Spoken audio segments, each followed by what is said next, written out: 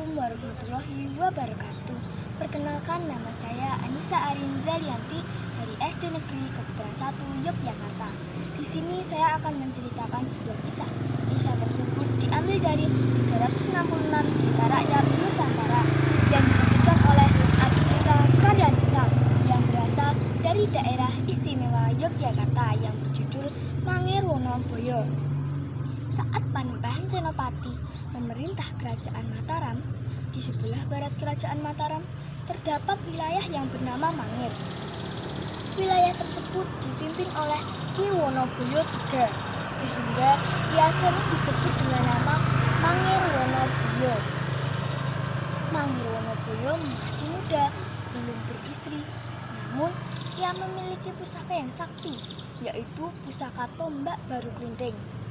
Dengan kesaktian tombak itu, Mangirwonoboyo berniat untuk mendirikan kerajaan sendiri.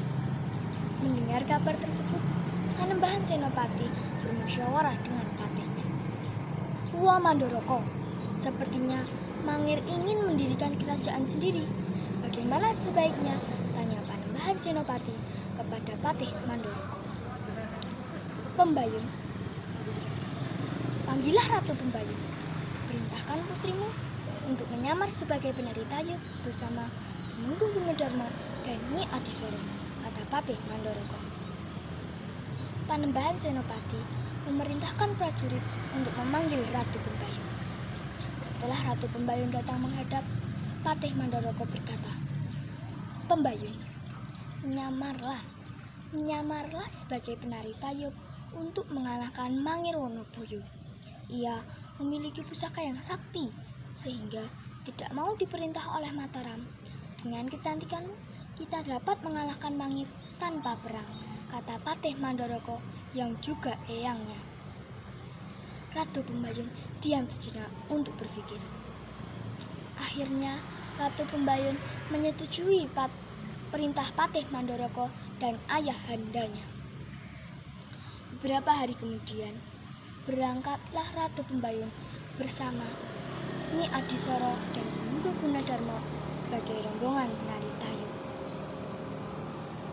Ratu Pembayun berganti nama dengan Pudak Wangi, Nyi Adisoro berganti nama dengan Nyi Sandiguno, dan Temenggung Gunadarma berganti nama dengan Ki Sandiguno. Setiap malam Pudak Wangi terus menari, hingga kecantikan dan keluasan tarian Pudak Wangi terkenal kemana-mana. Diam-diam, Mangirwonoboyo menyamar sebagai rakyat biasa untuk membuktikan kecantikan dan keluasan tarian Pudak Wangi.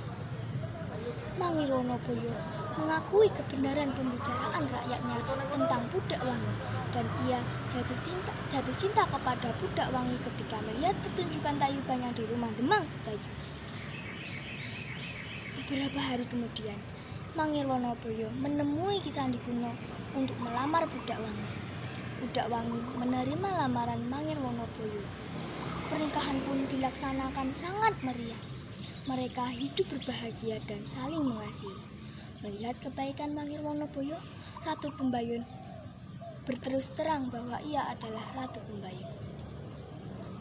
"Jadi, kamu putri Panembahan Senopati musuhku nih, Mas," kata Mangirwonoboyo terdengar terkejut. "Mengapa Kang Mas menyebut ayahanda musuh? Ayahanda adalah mertua Kang Mas. Sudah sepatutnya kita berkunjung ke Mataram untuk meminta doa restu," kata Ratu Pembayun. Mangirwonoboyo merasa bingung.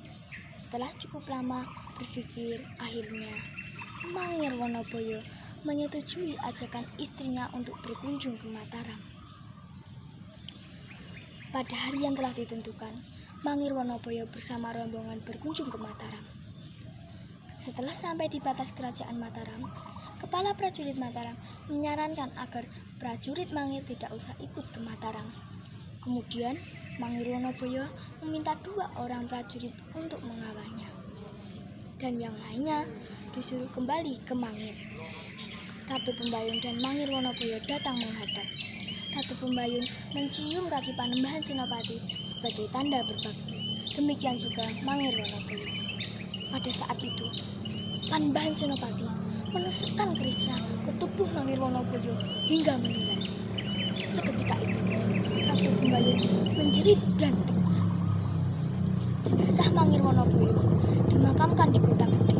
Sebagian lain makamnya dimakamkan di dalam tembok makam sebagai simbol bahwa ia adalah menantu Raja Mataram. Dan sebagian makam lainnya dimakamkan di luar tembok makam sebagai tanda bahwa ia adalah musuh Raja Mataram. Setelah Mangir Wonoboyo meninggal, Kademangan Mangir dipimpin oleh Wonopeti. Ratu Kumbayun dinikahkan oleh Ki Ageng Karang. Sejak saat itu, Kerajaan Mataram memperluas wilayahnya dan menjadi kerajaan yang terkuasa di Pulau Jawa. Demikian cerita yang bisa saya sampaikan. Kesimpulannya adalah bahwa kesombongan dapat menjatuhkan diri kita sendiri. Wassalamualaikum warahmatullahi wabarakatuh.